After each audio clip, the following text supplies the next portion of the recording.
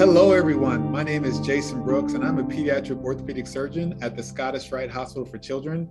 And I am absolutely delighted to have a special guest today that we are interviewing in honor of Black History Month. Dr. Colin Nandi, thank you so much for being here. Thank you for inviting me. Awesome. And I was extremely excited to actually interview you for this special month, because I think so many times when people think about Black History Month, they think about notable people throughout history who happen to be Black that were in America. But it's not like Black people came from America. They're from all over, right? There have been notable people all throughout history, all throughout the world. And so since the SRS is an international society, we wanted to make sure that we heard your story and heard it from your perspective and from the UK perspective. And so thank you again for taking the time to be on this podcast. Yeah, no, thanks, Jason. And it's great to be here with you. So I'm looking forward to this. Perfect. So, just for those, I mean, I'm sure everyone in SRS knows who you are, but for those one or two people who don't know who you are, why don't you tell us a little about where were you born? Yeah, so I was born in a town called Leicester. So it's in the Midlands. So that's in the middle of England. So most of you would have heard of Nottingham because of John Webb. So Leicester is about half an hour from Nottingham in the UK. So it's there's a lot of countryside around Leicester, and it's famous recently because its football team, against all the odds, won the Premiership League title, which was completely unexpected because they're one of the smaller teams. Yeah, so they were the underdogs. Very cool. I will have to look up those highlight reels for sure to check it out. So you were born in Leicester. Were your parents also born in the UK? And if not, where did they come from? And how did they make it to the UK? What brought them there? So my parents are originally from Nigeria, and they came to the UK as students in the 60s. So my father was a chartered accountant, and my mother was a nurse.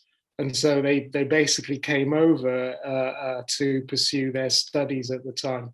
Okay. And so that's when I came into the mix. Yeah. Are you their only child, or do you have siblings? No, I've got siblings. So I've got 3 siblings. I've got one of whom is a doctor as well.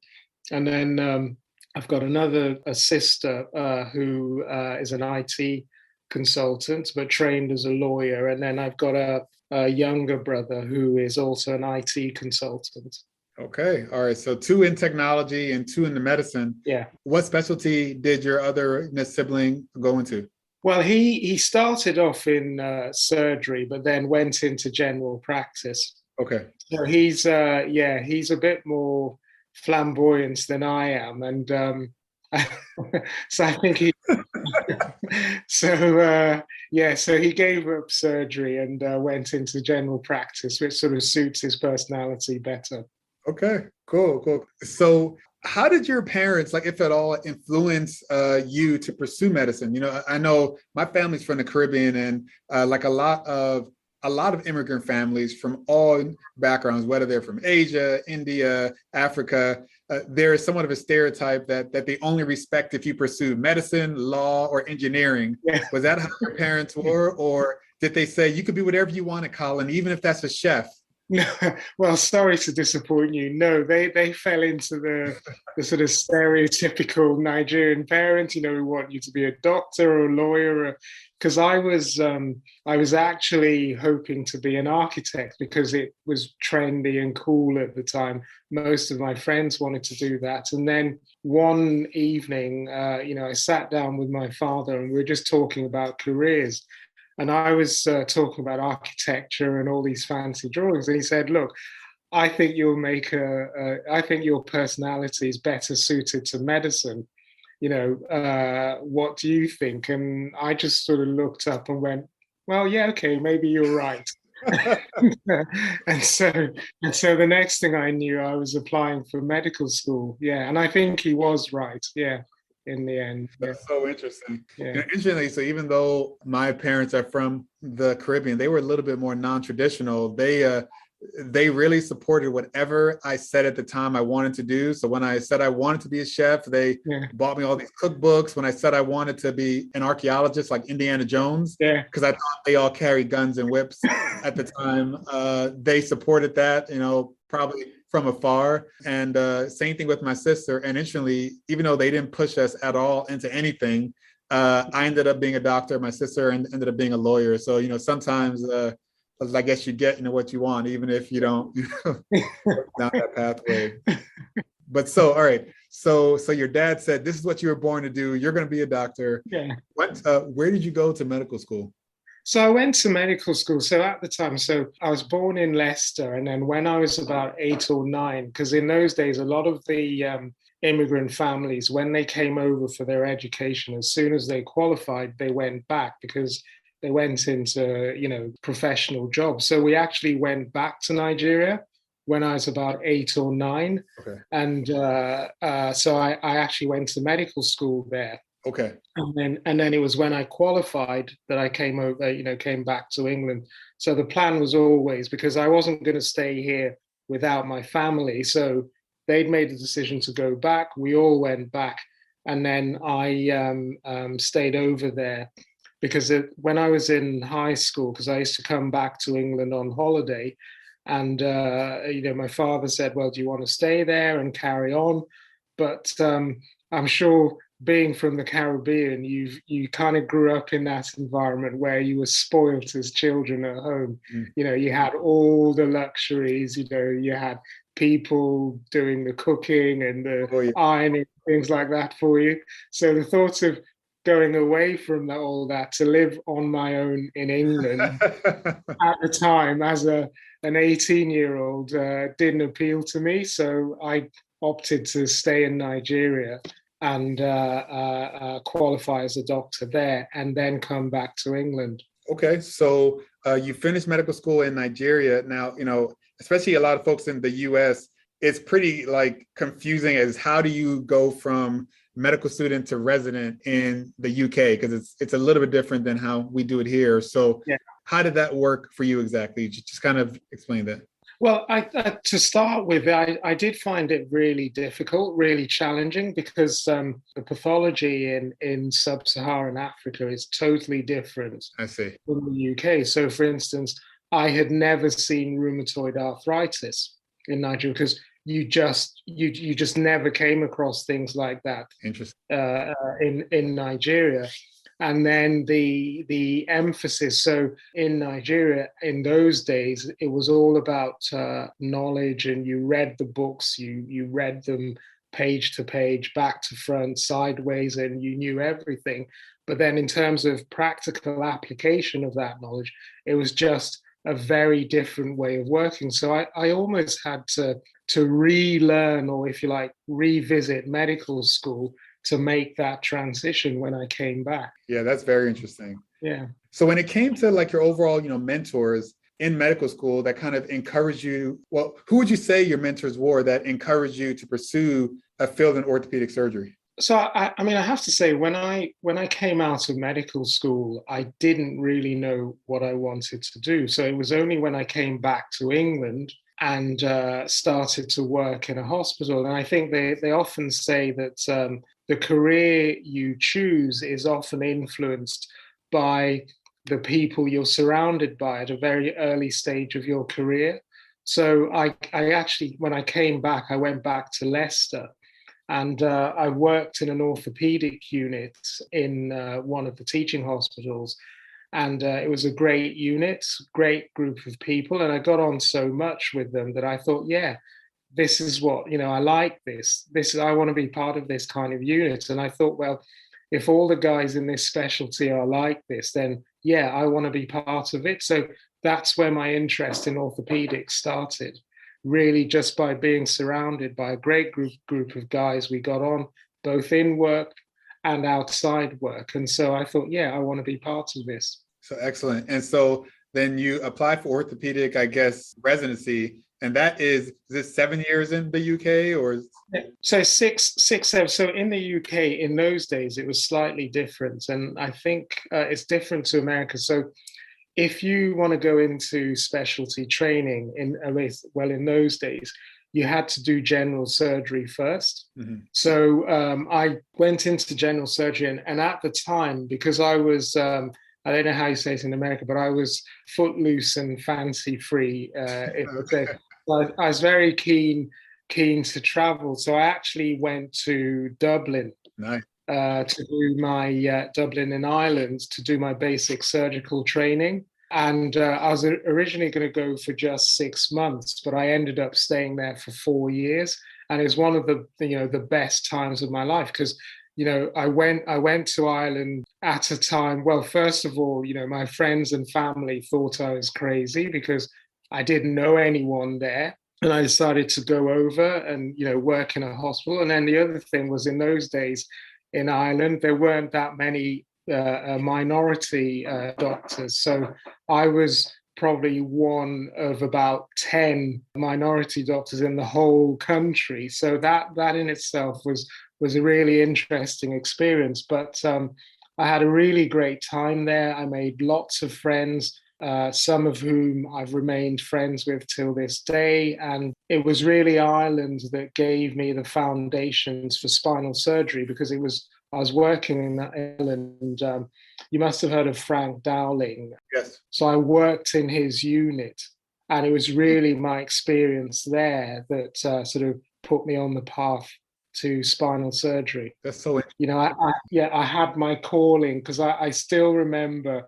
I still remember the theatre I was in, the surgeon I was operating in, and that moment, we were doing a scoliosis operation, and I thought, yes, this is it. This is what I want to do. That's so cool. And just again bringing the international perspective, you mentioned that you might have been one of 10 potential minorities in the whole country. Yeah. Maybe even less were like Nigerian or Black at all. Yeah. But did you ever feel at any point in your orthopedic training that affected how you were treated, how you were respected in the hospital, how you were able to hang out, socially after hours? Was your experience something of isolation, or was it something that didn't even cross your mind because no one brought it up? So that was the cool thing about Ireland in those days. So yes, I was a novelty, because like I said, there were hardly any minorities in the country, but the Irish at the time, they were more curious than hostile, if you know what I mean. Like I would go out in the evenings, I'd be sat in a pub, and people would come up to me and say, "Oh, who are you? Where are you from? What are you doing in Ireland? Where do you work? How do you find Ireland?" And they were really welcoming. And my experience at the time was not one of hostility to me because I was Black or whatever, but it was more of being inquisitive about my background, my culture, my origin, and there were lots of things. And then also being having spent time in Nigeria, where the attitude to life is quite chilled and relaxed, and I'm sure it's the same in the Caribbean. Yeah. The Irish are very chilled and relaxed. Mm. So it was a match made in heaven, really, and I have so many fond memories from Ireland. So nothing started on time in Ireland either? No, nothing started on time. Nothing started on time, no. So I've very fond memories of Ireland. Great. And I still go back when I can, yeah. Perfect. So your experience in Ireland made you sure that spine surgery was for you. What sort of training did you have to pursue afterwards? I don't know if you were generally spine trained, so mostly like adult, or were you adult and ped spine trained? What was your training after your general orthopedic training? Yeah. So after the general surgery training, then I came back to England and then got into, I think it was Stoke Mandeville Hospital, which is the National Centre for Spinal Rehabilitation, but I was working in the orthopedic unit. And then I spent a year there and then went over to Southampton, which is on the south coast of England. So Southampton is famous for being the home of the Titanic. But anyway, so I spent a year in Southampton doing orthopedics at a junior level. And then I was asked to apply for the orthopedic rotation on the south coast of England, called the Wessex, the Wessex rotation, which is the orthopedic surgery rotation. So I applied for that and got appointed. And then I suppose the rest, they say, is history. So you do your general orthopedic training, and then towards the end of your training, you then get into the specialty that you hope to eventually follow for the rest of your career. Excellent. And so what is your practice like now? Is it mostly peds? I feel like I know you more so in the early onset space. Yeah. What is your actual practice like? So my actual practice is predominantly pediatrics. Okay. So I do a bit of adults. In the early parts of my spinal surgery career, I did adult deformity as well. I still do a bit of adult deformity, but it's mainly pediatrics now. So early onset adolescent deformity. That's excellent. Yeah. Now, there's been actually a lot of buzz in the news lately because there are some recent articles that came up highlighting the lack of racial diversity in the orthopedic surgery workforce within the United States. Yeah. When it comes to the UK, would you say that the UK has struggled as much with making the surgery workforce as diverse as the patient population that you're treating? So I think the UK has come on in leaps and bounds since I first started. So I first started training. So when I first started in orthopedics, it was very much the sort of white upper middle class old man's club to do with orthopedics. So you kind of had to be of a certain background to get into the orthopedic fraternity. But over the years, it has changed, it has diversified. There are now minority groups from all races. There are a lot more females employed in orthopedics as well, and that's reflected in the consultant body. It's reflected in the training grades and in the hospitals. A lot of the hospitals now are very multi-ethnic. But having said that, there are still barriers to, that people feel they're subjected to every now and again. But I would say that on the whole, a lot of progress has been made. Because I'm surprised to hear you say this about the States, because, the assumption was always that, America was, the land of opportunities, and there's a lot of diversity. Certainly, what's portrayed in the media. I don't know what it's like on the ground, and I suppose you'll say to me, because I know in one of your emails you said, "What's it like being the only Black UK spinal deformity surgeon?" And I said to my wife when I said, I'd actually never thought about that. And so I Googled, went on to Google to check, and I thought, well, actually, he's right. And I'd never actually thought, I never actually thought about that, So, but what I would say is things have come on a lot since I started training, and it is reflected now. There is a lot of diversity in the UK in terms of training grades as well as consultant body. You've had already an amazingly successful career, but especially for some of the younger surgeons listening to this podcast, if you had to do any aspect of your career over again or differently, what would that be? I think the first thing I would say is that I would do it all over again. I think I always say any successful person always has a story to tell, because that's sort of what sets them apart. Mm-hmm. The ability to face adversity, overcome it, and then, get to where you want to go. The things that if I were to do differently, because I'm not going to paint a picture of, oh yeah, it's always been plain sailing and everyone's liked me, I've liked them. No, it hasn't. I have faced prejudice. Maybe if I were to do anything different, I would, if you like, stand up to it. So in those days, because I was young, and I mean, it might sound naive, but I had never really, and maybe because I didn't look for it, or maybe it's just to do with my personality, but I'd never really experienced any direct prejudice until I was in the first year of my orthopedic training.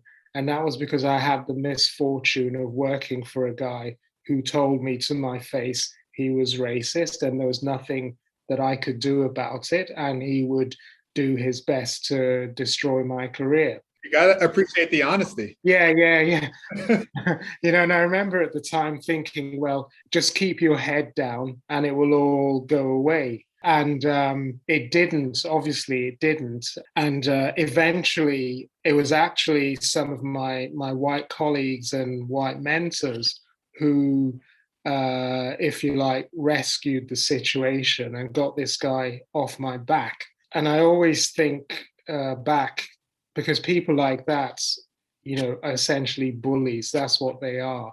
And I always think back, well, maybe I should have stood up more to him, rather than allowing him to destroy my confidence over, a period of time. That maybe I would have been better to actually stand up to him and not allow him to drain my confidence in that way. And for a while, I was disillusioned. But then I suppose what I realized then was that the guys who actually came and backed me up were white, and so they saw beyond that, and what they saw me for who I was. And it was nothing to do with my color. It's nothing. They just thought, well, here's a guy who's got promise. We're going to support him. We're going to back him. We're going to get this guy off his back and allow him to his career to flourish. So I always think, well, for every bad person, there are two more good people. And so I don't let the bad experiences color my life. It's more to do with what the positive experiences and the good that is definitely out there. Absolutely. And that is such great advice. And, so Alvin Crawford, another wonderful member of the SRS, as you ask him about so many of the firsts that he's accomplished in his life, his response to me often is, Jason, it's great to be the first, but it's better to not be the last. Yeah. Right. And so our hope is that while you are the first for many things, Colin, that your example makes sure that many will follow after you. Yeah. Well, I always say to my juniors, because one of the other things that came out of that experience was that I promised myself is that if I ever saw any of my junior colleagues going through the same issues or problems, that I would be there to support them. And so over the years, there have been a number of instances where I felt that people have been treated unfairly, and I've, in my own way, I feel I have stood up for them, but I've said to them, I don't want anything from you. All I need is that you pass it on, that when you're in my shoes and you see someone in difficulty, you make sure you help them. And don't forget, what you've been through. That I think that's important, to make sure that you keep passing it on. That if you help someone, you say to them, well, I've helped you today. Tomorrow you're going to be in my shoes. Make sure you help the next person. So and that's what I keep telling them. Awesome. Well, Colin, the SRS is so lucky to have amazing members like you as part of our membership. And I know you are a very busy surgeon. And so I really appreciate you taking the time to share your story. Hopefully we'll be able to hang out at the next SRS annual meeting. I'm looking forward to Stockholm. Yeah. But thank you again so much for your time. No, thank you, Jason. Thank you. It's been really good talking to you. Yeah, thanks. Awesome. And keep up the good work. Take care. Yeah, take care. Have a good evening. Yeah, thank you. Bye. The Scoliosis Research Society is a nonprofit professional organization made up of physicians and allied health personnel. Their primary focus is on providing continuing medical education for healthcare professionals and on funding and supporting research in spinal deformities. Please visit srs.org for further information.